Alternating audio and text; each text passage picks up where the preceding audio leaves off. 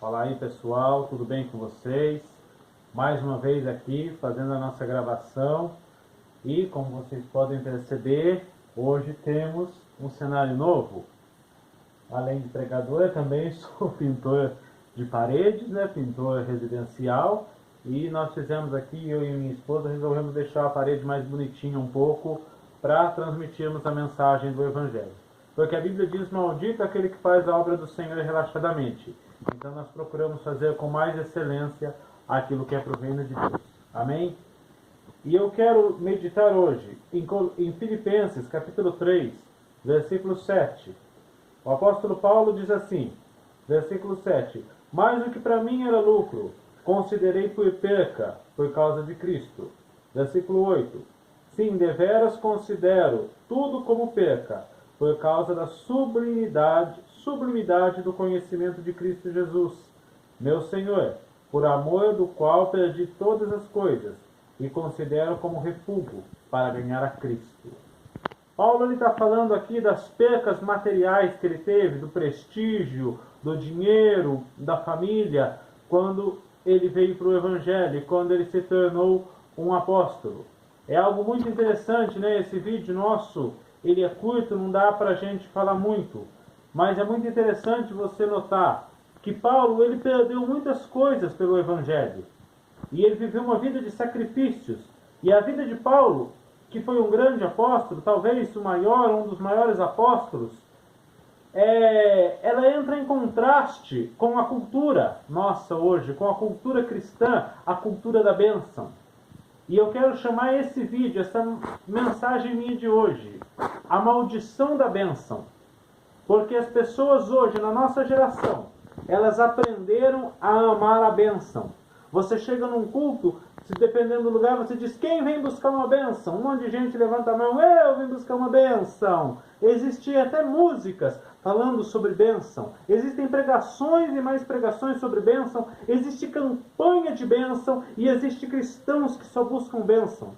E existem aqueles pregadores que, eu não deveria usar essa palavra que eu estou usando aqui, mas eu vou usar. O canal é meu, eu vou usar. Existem pregadores que para mim são grandes idiotas, que dizem assim: se Deus não te abençoar, jogue tua Bíblia fora e vá servir não sei quem, e vá servir o Exu, e vá servir o diabo. Isso é uma grande tolice. Isso entra em contraste com aquilo que a palavra de Deus ensina. Isso entra em contraste com o ministério de Paulo. É tremendo você ver que quando Paulo foi chamado para o Evangelho, Deus disse que faria dele um vaso escolhido para levar o Evangelho aos governadores da sua época, aos reis, aos poderosos. E Deus cumpriu isso, só que é muito louco, porque você ouve essa palavra e você pensa: o que Deus vai fazer? Ele vai se tornar um grande líder político? Ele vai se tornar um homem cheio de prestígio para chegar lá diante de César, lá diante dos governadores? E como que Deus leva? Ele vai preso, quando está preso está sendo julgado, e ele apela para César, e então ele chega aos governadores e pode testemunhar. Da maneira mais estranha que Deus pode levar uma pessoa. Você imagina aí, Deus fala para você: eu vou te levar pregar para um monte de gente, e você vai preso injustamente, e você prega na cadeia. Foi mais ou menos o que se passou com ele. E você vê, quando ele fala as credenciais do seu ministério, ele não fala: porque Deus curou muitas pessoas através de mim, porque eu tenho um grande navio, meu navio é o mais caro da minha época, porque minhas roupas são as mais chiques, porque Deus abençoa muita gente. Não, ele fala: as credenciais do meu ministério: fui espancado pelos judeus, espancado pelos romanos, perseguido pelos gregos, passei naufrágio, passei vigílias, vivi em jejuns. Era uma vida de sacrifício, era uma vida de renúncia. E hoje, se nós queremos colher os frutos que ele colheu, de revelações, de poder de Deus, nós temos que viver esta vida de renúncia diante do Senhor e diante da sociedade. Não existe o evangelho da aquisição que tem sido pregado hoje, um evangelho sem cruz, um evangelho sem sacrifício, um evangelho sem renúncia. Jesus diz: aquele que quer vir após mim, negue-se a si mesmo, tome sua cruz e siga-me.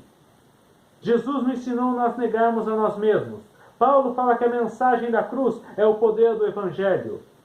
Então nós temos que resgatar esta mensagem. Eu não quero dizer que a vida no Evangelho, que a vida em Cristo é um campo de batalha, em que você vai ter lutas, tribulações o tempo todo. Mas lutas e tribulações fazem parte da vida e temos que estar preparados para ela. Eu não estou dizendo aquela luta, aquela tribulação que você tem da imprudência. Tipo, o cidadão, ele não estuda, ele não consegue uma profissão e depois ele fica desempregado e põe a culpa no diabo, põe a culpa em Deus. Não, você está sendo vítima da sua falta de sabedoria, de não ter estudado, de não ter aprendido uma profissão, e sempre é tempo de aprender algo. Mas eu estou falando daquela luta, que você tem que lutar contra o pecado, que você tem que lutar contra a cultura da sociedade, contra o diabo, e aquelas lutas que muitas vezes chegam a nós, querendo ou não. Você está no Evangelho, não é apenas você viver por ele, mas é você também estar disposto a morrer por ele.